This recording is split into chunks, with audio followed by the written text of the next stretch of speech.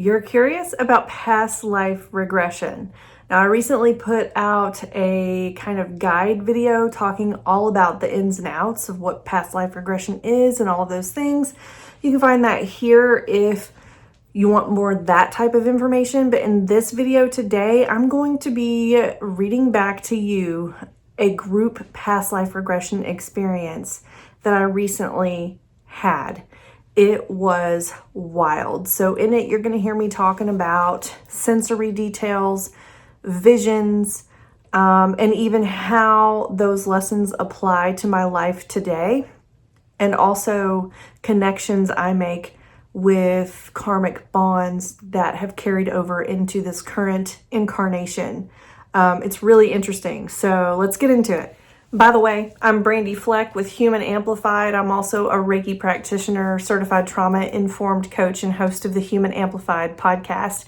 If you haven't already looked around the Human Amplified channel, there are tons of resources here to help you with all kinds of different areas of life, including the metaphysical and spirituality, society and culture, relationships, holistic wellness, all of those types of things.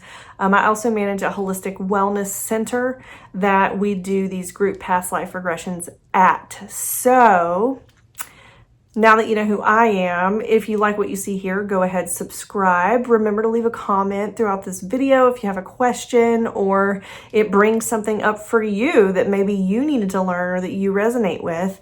And now let's get into it for real.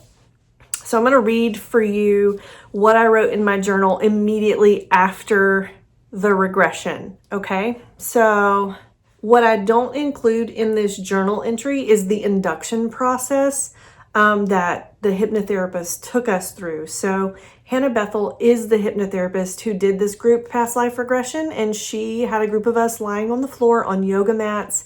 We had LED candles going. We all had a bottle of water. We each brought like a blanket and a pillow so that we could be comfy.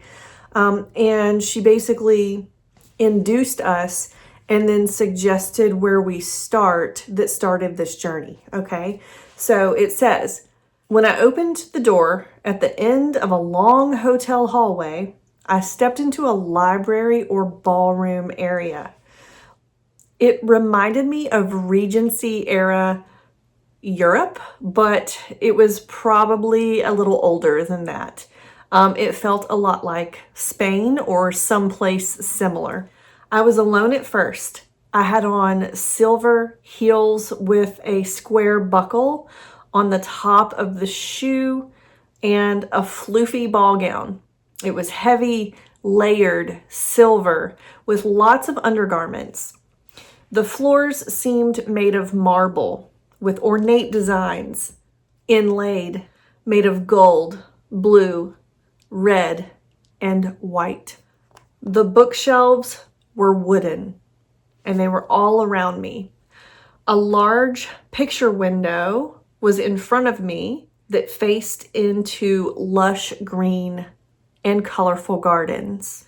As I moved throughout the space, I noticed servants and staff bustling in another room, preparing for a lavish party, what I assume was a ball.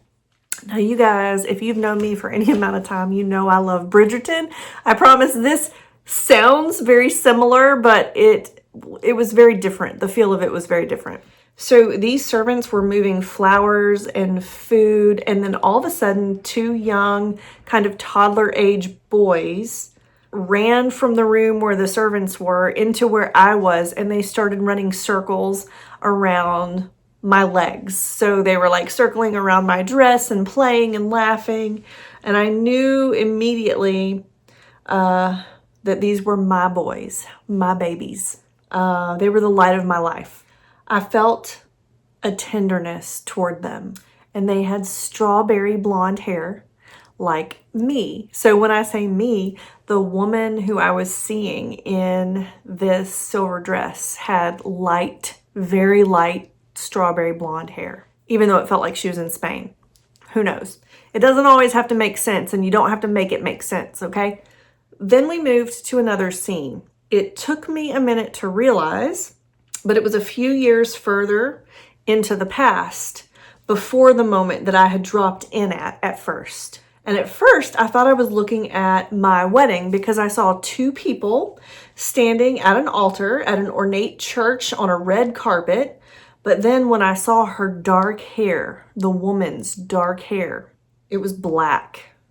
I realized it wasn't me and that I was in love with the woman who was standing there about to marry the man who was in front of her. I was in the congregation watching.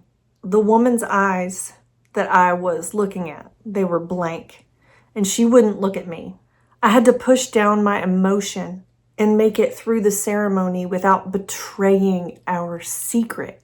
I couldn't act like I was in love with her, even though I felt agony, and she had clearly dissociated or completely just numbed her entire existence to get through this ceremony, knowing that I was right there in the congregation and she was never going to talk to me again or see me again. Now, as I looked around the space and explored, I saw a man in the congregation that would later become my husband.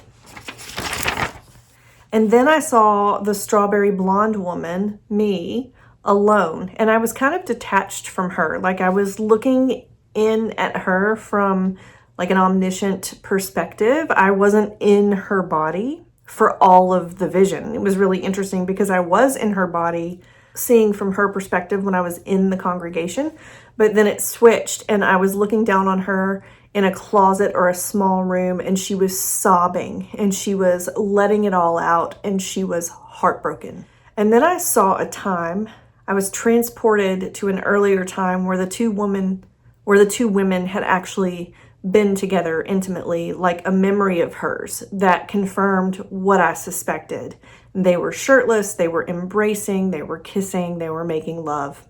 And at that point, I knew that the dark-headed one, in an effort to do her duty and cope with the heartache, had cut me out of her life, even as friends. It was all over now, and I had to move on too. So at the end of the trance portion of this group past life regression, Hannah, the hypnotherapist, grounded in the experience, and what almost immediately came up is that this is a woman that I know in this life, and we have a karmic bond in this lifetime that stems from similar lifetimes like that of the one I just described to you.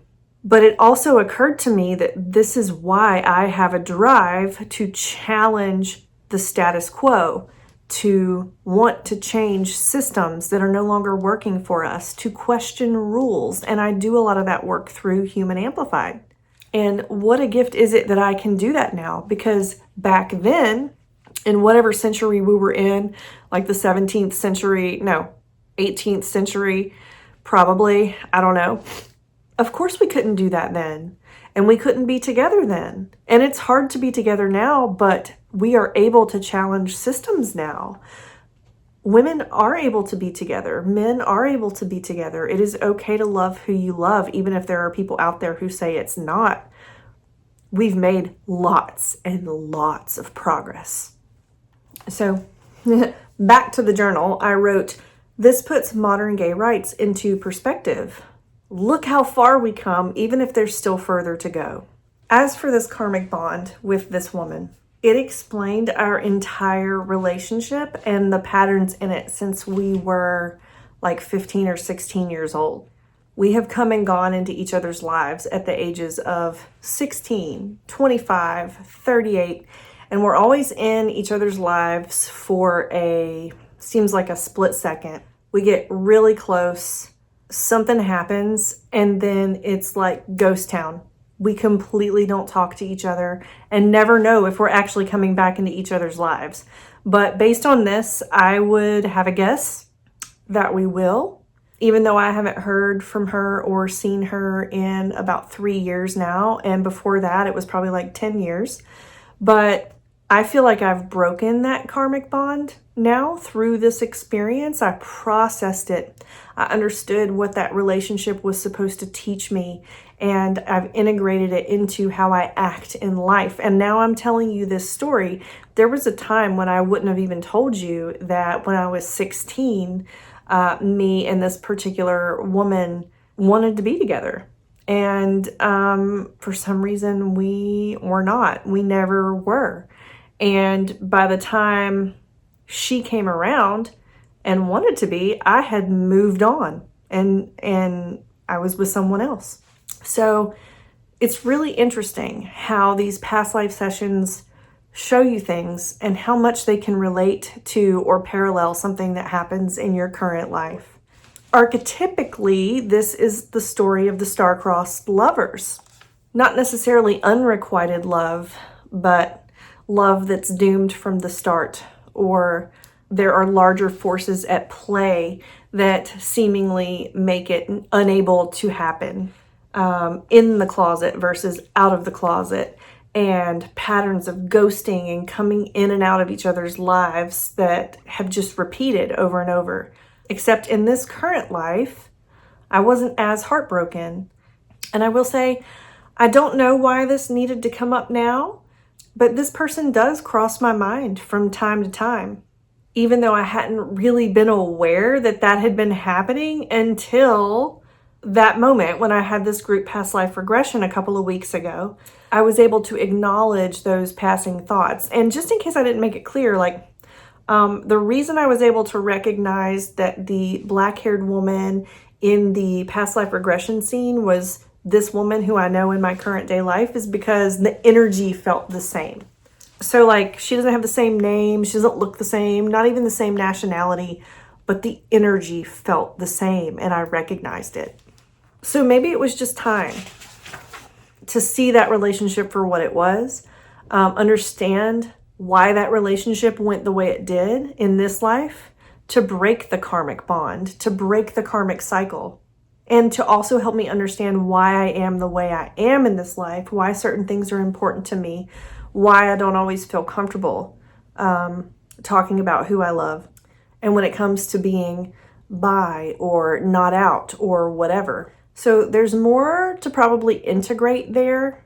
But even though this experience was the scenes I was seeing were very vivid and rich and emotionally layered and complex, because this was a group past life regression and I wasn't super deep under, I did not cry. There was no need for emotional release, and it was actually a really pleasant experience. I enjoyed the scenery. I enjoyed revisiting these moments because they weren't painful. They weren't painful, even though I acknowledged that I was watching a woman in pain when she was in pain.